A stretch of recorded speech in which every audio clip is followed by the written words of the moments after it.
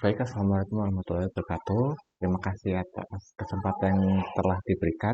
Sebelumnya perkenalkan, nama saya Jody Maulana, NRP 034 1174 05 kali 34. Pada kesempatan hari ini, saya akan mempresentasikan mengenai proposal tugas akhir saya yang berjudul Modelan Pola Persebaran Struktur Bangunan Kerajaan Majapahit di Situs Komitir dengan menggunakan metode Ground Penetrating Radar atau GPR.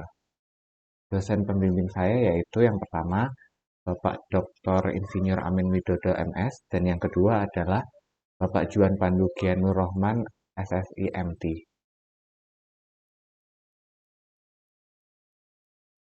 Baik, selanjutnya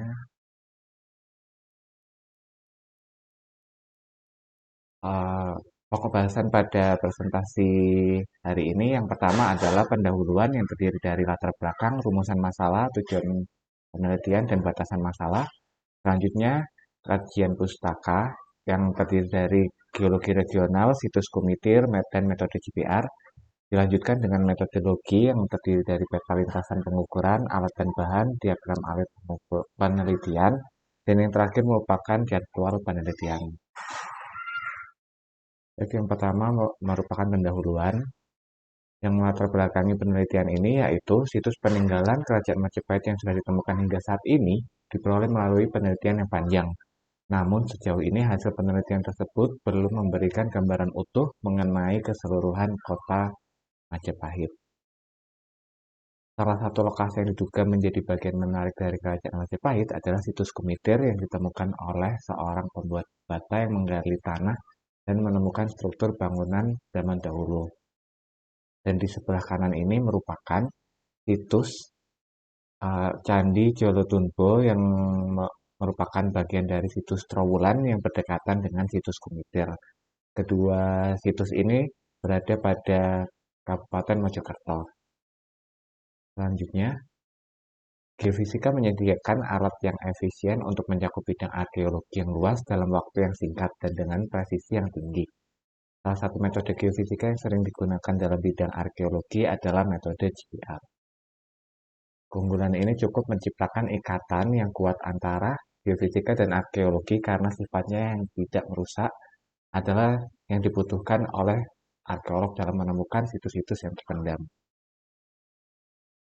Dari latar belakang yang telah dijabarkan, maka dirumuskan rumusan masalah penelitian yang pertama adalah bagaimana hasil pencarian struktur situs komitir menggunakan metode GPR. Dan yang kedua adalah bagaimana persebaran struktur situs komitir berdasarkan data GPR yang telah didapatkan. Kemudian tujuan penelitian ini adalah untuk mengetahui persebaran pola struktur bangunan kerajaan Majapahit yang tertimbun di situs komitir. Batasan masalah penelitian ini yang pertama adalah penelitian dilakukan dengan menggunakan frekuensi alat sebesar 500 MHz dengan time window sebesar 50 nanosekon dan 100 nanosekon. Yang kedua adalah penelitian dilakukan di Desa Komitir, Kecamatan Trowulan, Kabupaten Mojokerto dengan luas area ekskavasi seluas 6 hektar. Selanjutnya masuk ke kajian pustaka. Stratigrafi penyusun daerah penelitian terdiri dari batuan aluvial atau KIA, endapan teras atau KT, endapan lahar atau KVLH, batuan gunung api kuarter atas atau KVN, batuan gunung api Anjas-Moro Muda atau KPVA, batuan gunung api Anjas-Moro Tua atau KPAT, formasi Notopuro atau KPNV, dan formasi Kabu atau KPK, yang mana dapat dilihat pada peta geologi regional di layar. Selanjutnya merupakan keadaan situs Komitir. Situs ini berlokasi di Desa Komitir, Kecamatan Trowulan, Kabupaten Mojokerto. Kondisi situs ketika awal ditemukan masih tertimbun dalam kurang lebih 3 meter di bawah permukaan. Pada area situs ini terdapat bagian utama yang terdiri dari dinding dan lantai berbahan dasar batu bata kuno. Kemudian terdapat bagian berupa talut atau dinding tanggul pada sisi barat situs yang juga tersusun atas batu bata kuno dengan dimensi yang lebih besar. Selanjutnya, berikut merupakan metode yang metode yang digunakan pada penelitian ini, yaitu metode GPR. Metode ini merupakan metode aktif yang mentransmisikan gelombang elektromagnetik dari antena di permukaan ke dalam tanah, dan kemudian mengukur waktu penjalaran antara saat gelombang dikirim oleh transmitter dan saat diterima kembali di permukaan oleh receiver. Waktu perjalanan radar diukur dalam nanodetik. Masuk ke pokok bahasan metodologi. Berikut merupakan peta lintasan pengukuran pada penelitian ini, yang mana terdapat 20 lintasan pengukuran yang tersebar pada area situs kemitir dan dapat terlihat pada peta. Kemudian pada sebelah kiri, terdapat alat dan bahan yang digunakan pada penelitian ini yang terdiri dari, untuk pengambilan data digunakan satu set alat GPR ORAT dan satu set tablet. Kemudian untuk pengolahan datanya digunakan satu set PC dan software ReflexW. Berikut merupakan diagram alur penelitian, yang mana penelitian dimulai dengan mengidentifikasi masalah, studi literatur, akuisisi data, dan dilanjutkan dengan tahap pengolahan, yaitu yang pertama data GPR dilakukan dewowing untuk menghilangkan frekuensi sinyal dengan frekuensi yang sangat rendah. Kemudian selanjutnya dilakukan main filter yang untuk mengurangi noise berfrekuensi tinggi dan noise yang tidak beraturan. Selanjutnya dilakukan static correction untuk pengembalian posisi gelombang atau untuk menghilangkan jeda sinyal.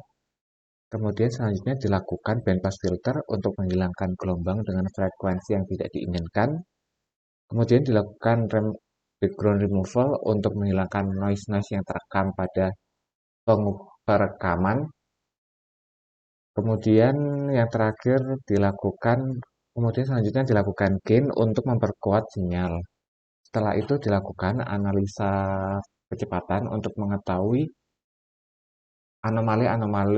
nilai kecepatan anomali-anomali yang terekam pada data pengukuran. Selanjutnya dilakukan time to depth conversion untuk mengubah satuan waktu menjadi satuan kedalaman. Dan selanjutnya akan dibuat peta 2,5 dimensi untuk tahap interpretasi. Masuk ke tahap interpretasi, kemudian data hasil olahan akan diinterpretasikan dan kemudian akan dibentuk menjadi sebuah laporan. Baik, selanjutnya jadwal penelitian. Jadwal penelitian tugas akhir ini akan dilaksanakan selama 4 bulan seperti jadwal yang telah tertera pada layar. Pada presentasi hari ini, tahapan yang telah tercapai yaitu di pengolahan data 2 dimensi, atau dengan kata lain, pada presentasi pagi hari ini penelitian telah mencapai 76% dari total keseluruhan penelitian. Selanjutnya merupakan referensi yang tertera pada presentasi pada kesempatan ini. Sekian presentasi dari saya. Mohon maaf apabila ada kekurangan. Wassalamualaikum warahmatullahi wabarakatuh.